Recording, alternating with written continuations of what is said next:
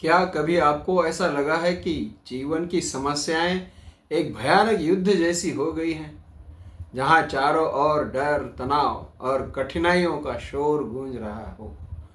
ऐसे ही संकट के क्षणों के लिए भक्तामर स्तोत्र का 42वां श्लोक एक दिव्य समाधान देता है। कल्पना कीजिए, एक भयंकर युद्ध भूमि, घोड़ों की तेज आवाज, हाथियों की गर्जना और शक्तिशाली राजाओं की विशाल सेना। लेकिन जैसे ही भगवान की स्तुति की जाती है, वह सारी शक्ति, सारा भय उसी तरह मिट जाता है जैसे उगते सूर्य की किरणें अंधकार को पल भर में समाप्त कर देती हैं। यह भक्तामर का श्लोक हमें बताता है कि हमारे जीवन के सबसे बड़े संकट भी सिर्फ बाहरी नहीं बल्कि आंतरिक होते हैं।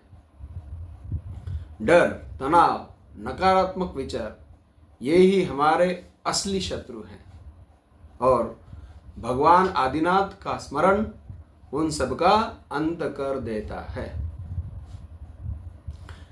जहां श्रद्धा का प्रकाश होता है, वहां भय का अंधकार टिक नहीं सकता। इस श्लोक का नियमित पाठ करने से आपके जीवन में साहस, शांति और आत्मविश्वास आता है। भयंकर युद्ध छिड़ा हो, शत्रु के हाथी की गर्जनाओं से, घोड़ों के टापों से, उछलती हुई धूल से, योद्धाओं की गर्जनाओं से, कोलाहल से युक्त शत्रु सेना भी आपके नाम कीर्तन से ऐसे नष्ट हो जाती है जैसे उदयाचल आए सूर्य की प्रथम किरण कितने भी सघन अंधकार को क्षण भर में समाप्त कर देती हैं। वैसे ही आपके भक्तों को शत्रु भय नहीं होता। आपके यशोगान से, युद्ध क्षेत्र में उछलते हुए घोड़े और हाथियों की गर्जना से उत्पन्न भयंकर कोलाहल से युक्त पराक्रमी राजाओं की भी सेना उगते हुए सूर्य किरणों की शिखा से वेधे गए अंधकार की तरह शीघ्र ही नाश को प्राप्त हो जाती है।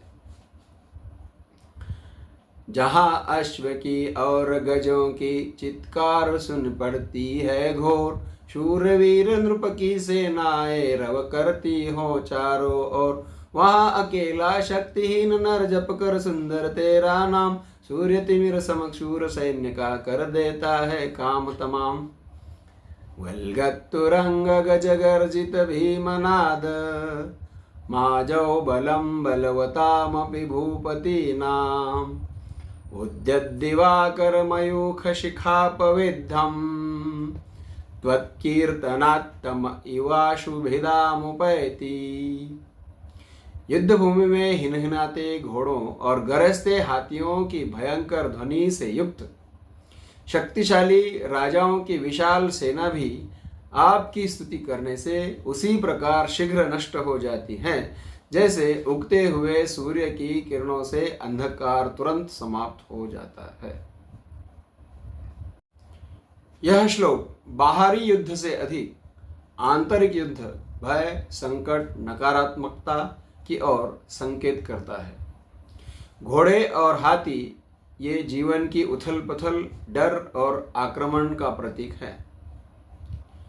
उसी तरह राजाओं की सेना बड़े बड़े संकट और बाधाओं का प्रतीक है। श्लोक में आया हुआ अंधकार अज्ञान, भय, भ्रम का प्रतीक है और सूर्य की किरणें जिनेंद्र भगवान की स्तुति, श्रद्धा और सकारात्मक ऊर्जा का प्रतीक है। तो संदेश यह है कि भगवान की सच्ची भक्ति और स्मरण से सबसे बड़े संकट भी क्षण भर में समाप्त हो सकते हैं। तो इससे आध्यात्मिक संदेश यह मिलता है कि इस श्लोक से हमारा आत्मविश्वास बढ़ता है, हमें निर्भयता मिलती है, कठिन परिस्थितियों में मन को स्थिर रखने की हमें इच्छा होती है, हमें शक्ति मिलती है और सच्ची श्रद्धा से नकारात्मकता स्वतः समाप्त हो जाती है। देखिए श्लोक में क्या कहा है, शब्दशः अर्थ देखते हैं। उद्यत यानी उगते हुए, दिवाकर यानी सूर्य की, मयूख किरणों की, शिखा यानी तेज पुंज से, अपविद्धम का अर्थ है वेध लेकर अंधकार जैसे नष्ट किया जाता है,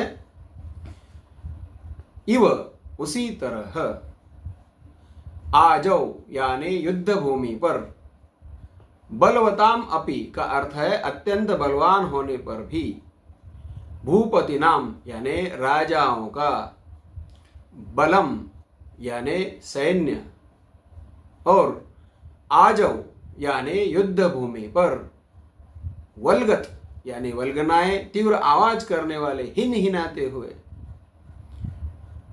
तुरंग यानी घोड़ों, और भीमनाद यानी ऊंचे आवाज से, गर्जित यानी गर्जना करने वाले, गज का अर्थ है हाथियों को भी, त्वत हे जिनेन्द्र भगवान आपके, संकीर्तनात् यानी नाम स्मरण से,